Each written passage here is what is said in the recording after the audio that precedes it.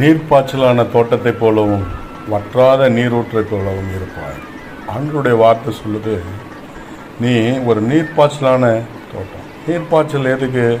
விவசாயத்துக்கு, இல்லை விளைச்சலுக்கு தேவையான எல்லாவற்றுக்கும் அந்த தண்ணி போய் சேர்ந்தால் தான் அங்கே இருக்கிற அந்த விவசாயம் வைக்கிற நெல்கதிர் நல்லா விளைஞ்சி வரும். அதே போல தான் உங்கள் வாழ்க்கையில் ஆண்டவர் உங்களை எப்படி பயன்படுத்துகிறாங்கன்னா, மற்றவர்களுக்கு ஒரு பிரயோஜன வாழ்க்கையாக நீங்கள் செய்கிற எல்லா வேலையிலையும் எல்லா இடத்துலையும் உங்களை உயர்த்தி மேன்மைப்படுத்த ஆண்டவர் விரும்புகிறார் பாருங்கள்.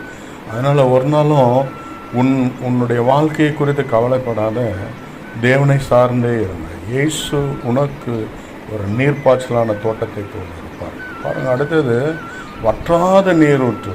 தண்ணி என்னுடைய அந்த ஆறு வற்றி போவதே இல்லை. ஒருவேளை அது வற்றினாலும் நீ ஒரு வற்றாத நீரூற்று